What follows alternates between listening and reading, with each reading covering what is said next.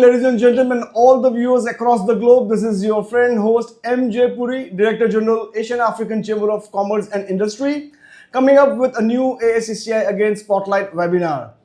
Today, we are talking about the legalization and the importance of legalization for the startups and most of the companies that we overlook.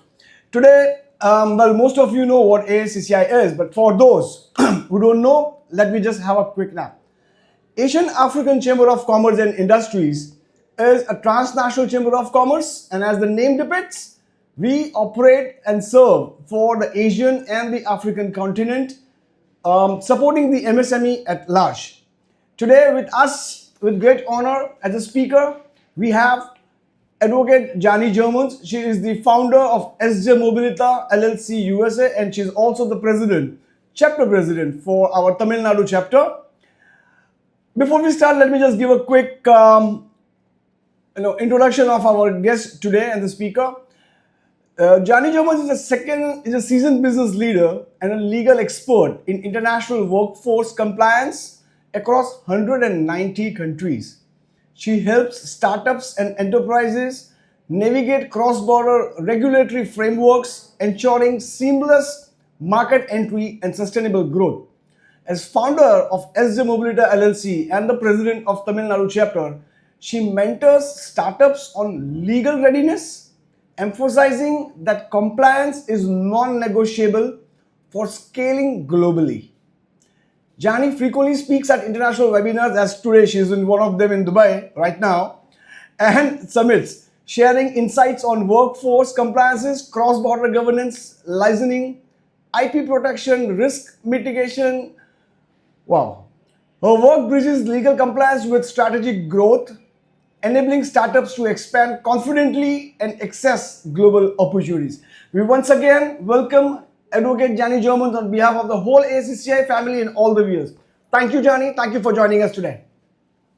Thank you, MJ, for such an awesome intro, and thank you for that. First of all, I welcome. I was just trying to grab something from the Google, but it gave me such a big lengthy one. I had to use ChatGPT to cut it down, Okay, thank you. Thanks to Google. You're welcome. Okay, so let's. First of all, I thank everybody who has joined for this program. And I know it's 5 o'clock in India, is it? 5 to 6. Yes, it is. Okay, so I know it's a little evening. I'm sure I don't want anyone to doze off. So, please, I want everyone to be actively listening, and I would interact with you. And please use your chat option if you have any questions. So I would be very happy to answer immediately. Yeah. As far as I know, Jani, when Jani is there, nobody can doze off. Everybody's on the east. Okay, so today's topic of discussion is basically on the legal readiness, a non-negotiable for any startup growth. Jani, I'll be asking you a few questions. I'm sure you are the best for it, so that's the reason you are here. So let me have the first question. And before I start my question answers and before we start this session, let me just brief. I'll be asking you a few questions. At the end of the session, we will be also keeping this round open for all the audience. If at all anybody would like to ask, they can raise their hands, we'll allow, and you can answer. That's the way we'll go. Thank you. The first question to you is, why is legal readiness often underestimated by startups? And why should founders treat it as a non-negotiable thing from day one? A good question. Thanks, MJ. So before even I answer to that, as I said, I would like to keep it interactive. I would like to ask my audience, how many have heard about a company named Theranos? The founder was Miss Elizabeth Holmes. On paper, she was the youngest billionaire in the world. Has anyone heard about this company? You can just use the chat to answer. Anyone? No, I'm so far. No one? Okay.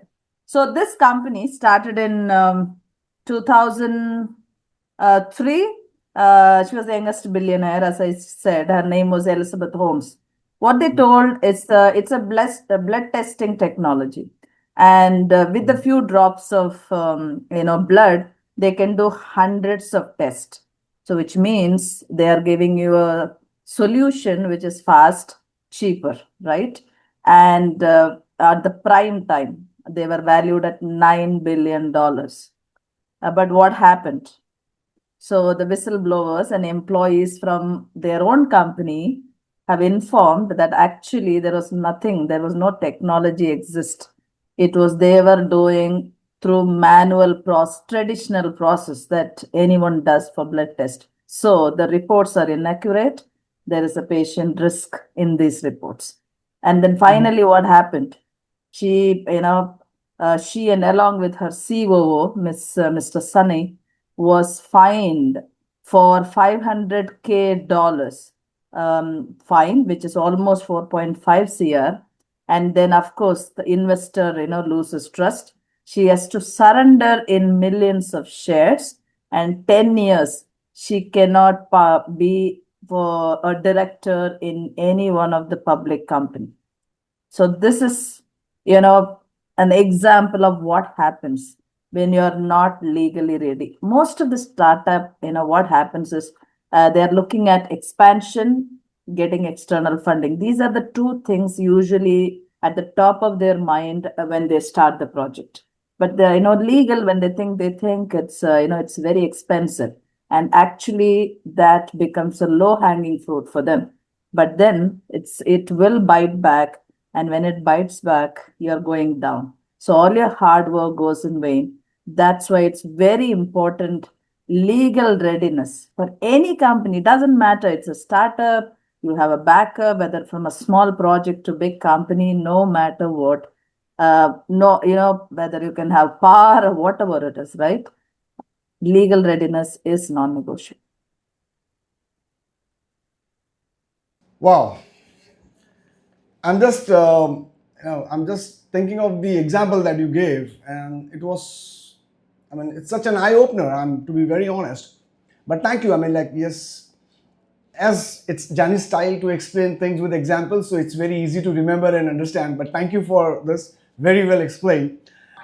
The question was, at what stage should a startup reconsider or restructure its legal entity as it scales or expands globally? Still, your voice is breaking, but I did get your question. I think your network is a little weak. That's what it shows to me. So, but yeah. So, what stage is the company should think of restructuring? About legal, I would say one short answer is as early as possible. But mainly, if you have already not done that, there are two scenarios. One, if you're looking for external funding, and another scenario if you're planning to grow international. And I would also like to give you a few examples in this as well. Everyone heard about Flipkart, right? So Flipkart, when it started, they were a sole proprietorship firm. And when, of course, the companies, the investors saw potential, and then when SoftBank and the Tiber Capital, when they were planning to, invest, immediately Flipkart had to restructure as private limited and because private limited is the one which investors are happy because it gives that trust for them. And also in the same way, Uber, when they tried to come into international market, they had to restructure. So what they did, they had to separate the entity because they had to protect the assets, from their headquarter to other countries. So I would say as early as possible, please make sure you are legal ready. I am extremely sorry. No, I guess I just found out there are some fiber optic guys working close to my office, and they have dug up all the lines and the net has been fluctuating. I apologize on this, Jani. Very sorry for this. But again, I would like to continue this with one more important question. What are the key legal and regulatory compliance requirements that a startup must address in their first 12 to 24 months? Okay, the first 12 to 24 months, I would say Of course, the structure of the company, right? Whether it's sole proprietary, one person company, LLP, or a private limited, yeah, you need to have a clear cut structure on that. And of course, you do a company registration and take care of that statutory compliance. The second thing is employment contracts. This can, bite you later because most of the time I know, I would explain that in the later time. So sometimes the founders, the co-founder, they are your friends. Many of the time I have common, personal experience. There are times I ask, do you have a contract? They said, no, we're just friends, came with an idea and, we opened. And that's where you can also get into a problem. So make sure your statutory compliant, that's number one. Number two, your contracts. Number three, the creative assets, the IPs and trademarks, those things need to be patented, make sure it's protected. And of course, all your local tax compliance, talk about TDS, your GSTs, and the filings, everything. Along with that, now, we are in a digital world. So the first thing is your cyber security. So cyber security and data protection. So these are the things that you need to make sure these are taken care of at the initial stage. Very well said. I was just about to ask something in terms of protecting yourself as a company for IPs and intellectual, like the intellectual properties and all those things. But again, the next question is in the same line. What common mistake do founders make around intellectual property ownership, especially working with co-founders, employees, or external partners? Because look, nowadays it's very common to see that two forces combine, two somebody from the management, somebody from the technical knowledge, they get together as friends, start a new startup, and later on when the company grows, scales up, then the actual things come up. So what should they keep in mind to in order to protect it from day one? Okay, so that's why you need to protect your IPs, right? So I will give an example of Tesla, right? I mean, everybody knows Correct. Tesla. Who doesn't know Of Tesla? course. So they are into aggressive patenting. The Tesla, they are into aggressive IP, doing the patent for all their technologies. And here also, I would like to give an example of Voyo. So, of course, everybody heard about Voyo. So, when Voyo went to China, there was, they didn't have an IP. I mean, they didn't do the IP, they didn't protect their IP, they didn't register. So, what happened? China, any brand that you give, they're going to copy you in, maybe less than a week. So, that's what happened. Their brand, their design, and the process, everything was done. And if you look at the laws, even though publicly they have not explicitly said this was the reason, but this was the main reason for their loss. 1 year they had almost 75% of the loss was because of this, and then later 50%. It's purely because of they didn't protect their IPs. So finally, immediately they had to do a postmortem to get their brand and IP, everything protected. So that's what happened. So please make sure your IPs or any creative assets that you have, please protect and register. I feel sorry for Oyo, but again, nothing new for China. I hope there are no Chinese out here or listening to this. No personal grudges. We're just talking about generic, right? So just to make sure that everybody's on the same page. That's why I'm Okay. giving you the company name. Sorry, we are giving you the company name. It's a real incident. Yeah. I understand. I understand. No, because look, I have no doubts because if it is coming from a legal guy, I don't need to worry about the complications when we have Jani with us. Okay. Okay. What legal documents and structures exactly? What legal documents and structures startups have in place to be genuinely investor ready and avoid any red flags during their due diligence? Because I have recently come across this a lot of times. I would see a very good startup, genuine startup, but ultimately when they are facing the investors, they have been failing pathetically. Even when we sit on the other side of the table and when we try to do some due diligences to support the startups. Again, they fail. So, I mean, what do you think should be the documentation? What kind of structure they should have in place? Please. So here again, I will give you an example. Anyone who have not heard about Snapchat? So Snapchat, Everybody knows. Yep. everybody heard. So do you know who are the founders? You No. can Google it. You can Google it. That's fine. Google and tell me who are the founders, and then put it in the Okay. chat. Go ahead and Google. Okay. I'm Okay. giving you the permission. Who are the Yeah, founders? Snapchat was founded in 2011 by Ivan, Bobby, and Reggie Brown. Okay. So earlier, Reggie Brown usually, if you've seen on the papers, usually they say Spiegel and Murphy as the co-founders. So Reggie Okay. Brown was not given the co-founder status at all. Now, Okay.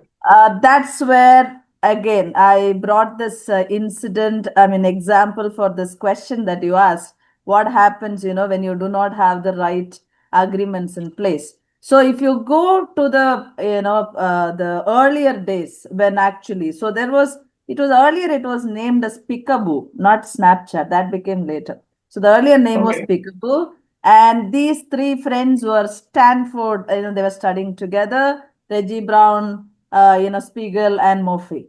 And Reggie Brown, the idea is of Reggie Brown. But then who did the coding and brought into execution is the Murphy and Spiegel. So Reggie Brown was completely, taken out of that. The other two, they were recognized as co-founder and they owned the complete rights.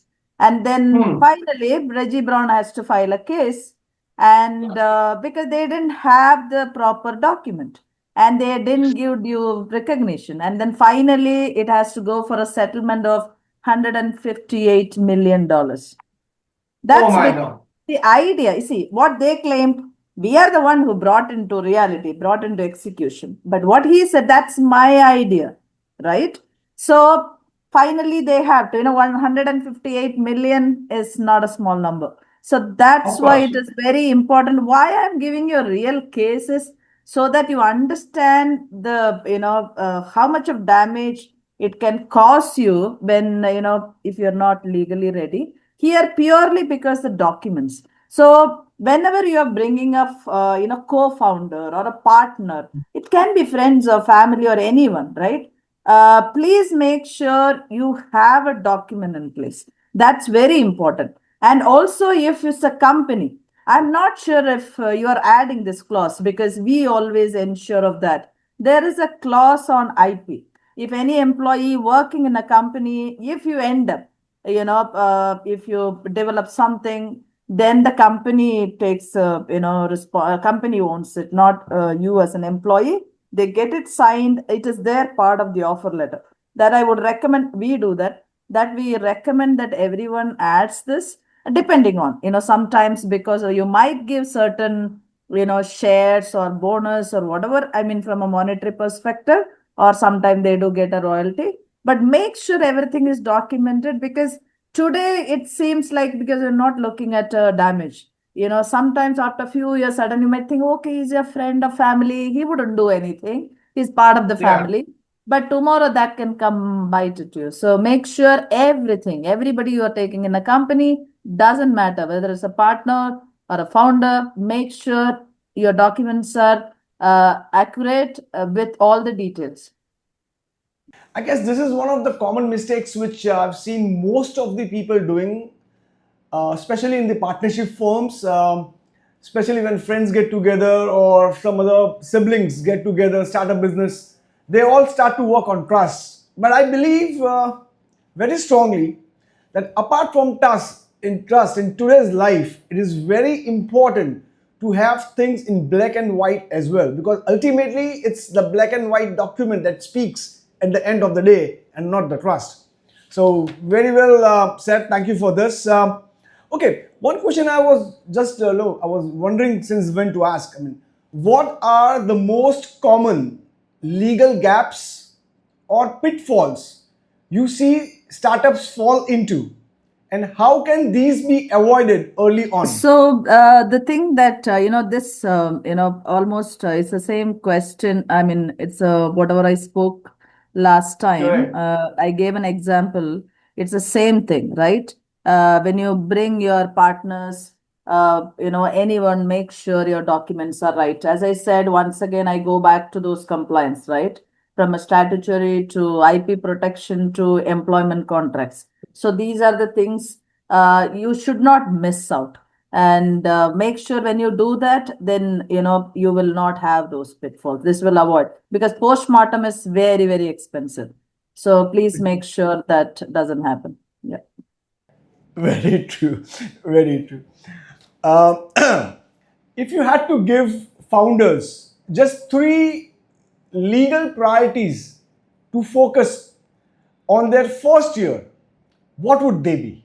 Again, the correct structure, whether it's LLP, private limited, or sole proprietary, that's number one. That's a clarity of your structure, how you want to operate.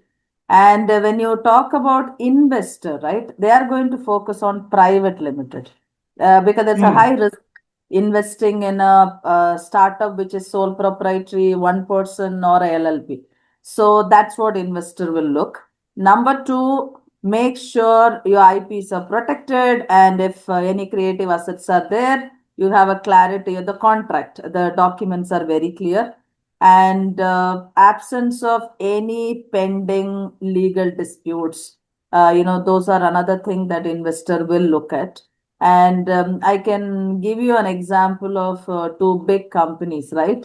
I can give you Paytm and Baiju. Baiju, I'll come to you later. So, these two companies, they had huge investment purely because they were compliant from day one.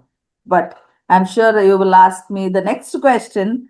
Baiju did, how did Baiju fail? So I need to answer Exactly. before I ask me My that. question. It's not because of they were not legal ready, but that was aggressive, overpriced acquisition. So when they went international, they were very hyper and aggressively they took acquisition, especially Akash, Whitehead Junior, all that. But they were very overpriced. That overprice and their revenue growth didn't match. That's where they collapsed. I was just looking for this answer because when I was going through the case study of Baiju, I was just still wondering somewhere that, after acquiring, having a good name, fame, getting things in position, I mean, what was the sudden fall? But thank you for this. Now I think I have a better understanding of that case as well.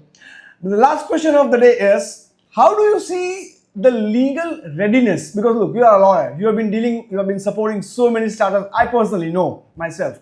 So how do you see the legal readiness evolving in the startups, especially when they are moving cross borders or getting for international partnerships? How do you see that? How is the market going now? Every state, no, in India, we have different states.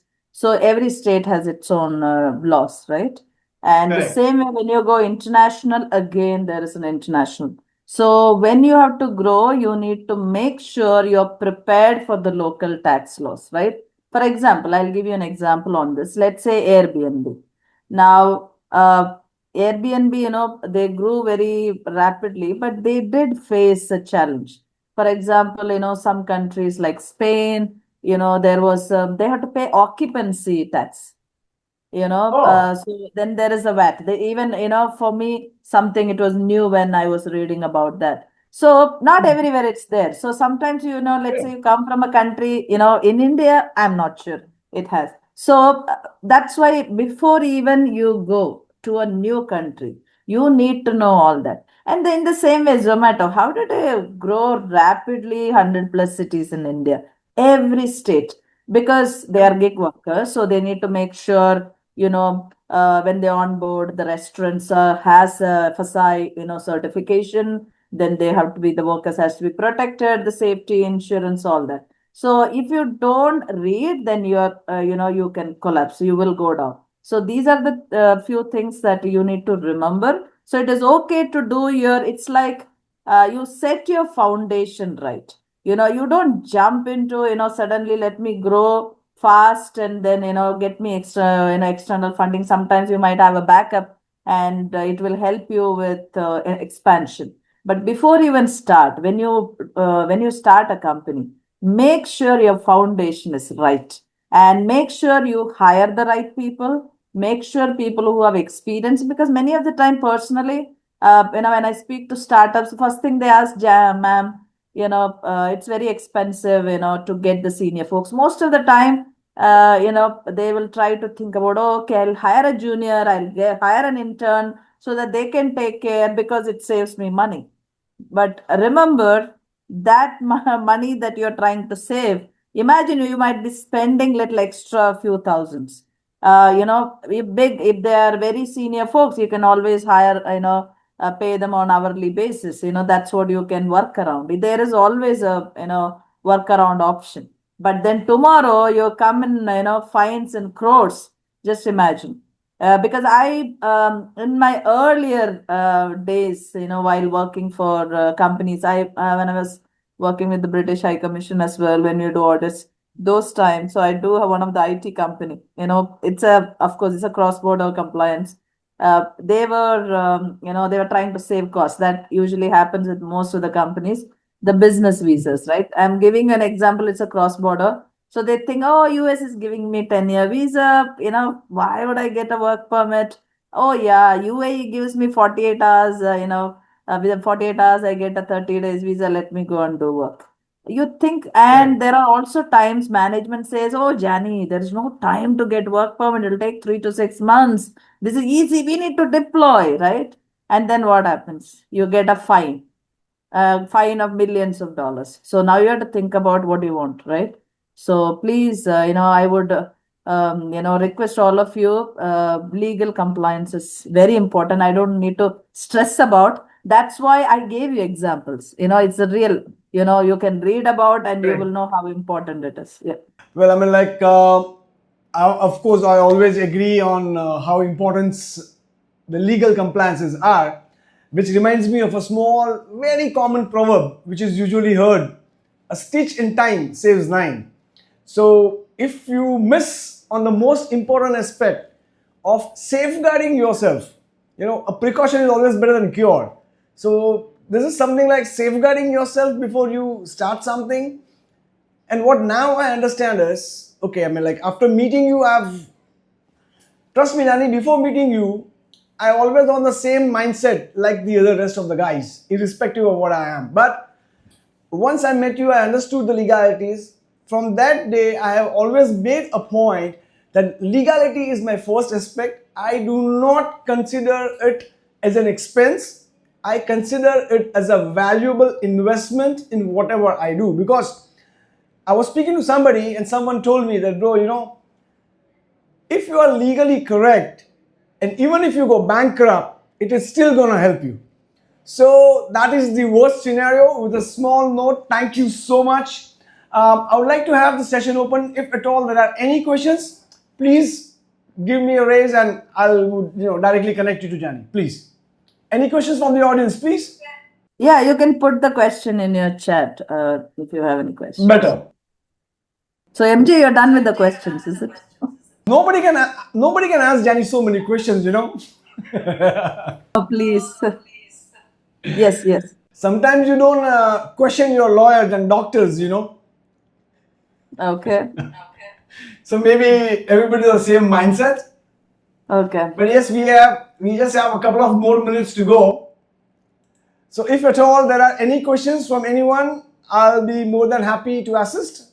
Well, assuming that there are no further questions, let's not stretch, because I know you have come stretching your valuable time from an event. I saw your photographs in the morning getting the awards and getting the speeches in Dubai. So once again, thank you so much, Jani Jermans, for coming, helping us in our audience. Thank you, and God bless you, everybody. Thank you, Jani. Thank you. Have a wonderful Thank day. you. Thank you. Wonderful day. Thank you. And thank you, everybody. See you next time. Keep watching, keep learning, keep growing. That's the new motto of AACCI.